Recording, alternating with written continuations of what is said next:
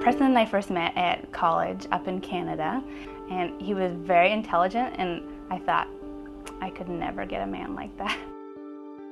I don't know if I've ever seen someone adore their wife as much as Preston adored Tara. He really did.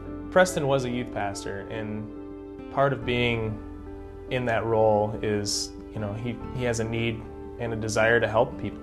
He had a passion to teach those kids about the Bible, and he did it really well. I first met Preston at my office, and he came in to talk about auto insurance. So we talked about the auto, we talked about the renter's insurance, and the most important one is the life insurance that we brought up. When they first came into the office, they were interested in something inexpensive, something they could afford on a young couple's budget. So I introduced a term policy, just to get them in the door, to help them be insured, and with the goal of getting it converted into something permanent at a later time.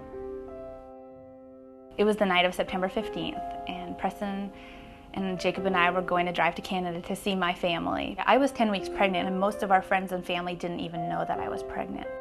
The traffic ahead was slowing. We saw an elk in the middle of the road, and so we swerved to the right with everybody else. So they pulled over to the side of the road, and Preston said, I have to help these people. Just Preston, that's who he was. He helped people. People were injured. He said, I need to call 911. He went back to his car, got his phone, ran back over to the scene, and at that time, after he'd made the 911 call, there was a car that didn't see the accident that came up too fast and swerved and hit Preston.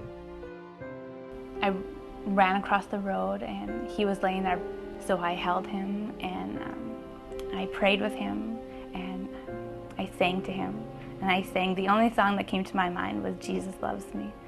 And I started shaking so bad, and then I couldn't find a heartbeat after I was done singing.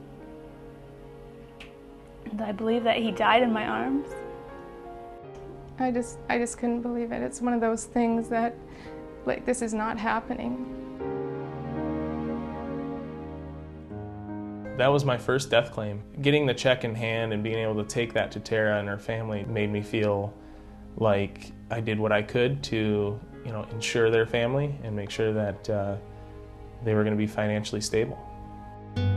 Today, Tara and the kids are doing great. Micah, their second son, was born in April. Because of the life insurance, she's able to stay at home, and she's able to watch her kids grow up, and she's taking care of them. It is challenging being a single mother. It's very hard to know that nobody will walk in the door at the end of the day and give me a hug, or the boys will run to see their daddy. That's not going to happen. I think the future's bright for Tara. I think she has a strong faith. She has so many friends and family that love her. She has a lot of support. I would really encourage young people to get life insurance, because you're not invincible and you don't know what can happen. And I was completely naive thinking we would see our 50th wedding anniversary, and that's the hope that most people have when they get married, but you just can't plan on that. And so no matter if you have children or whether you don't, it's peace of mind.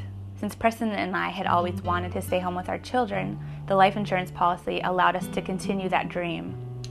And I'm so thankful for that.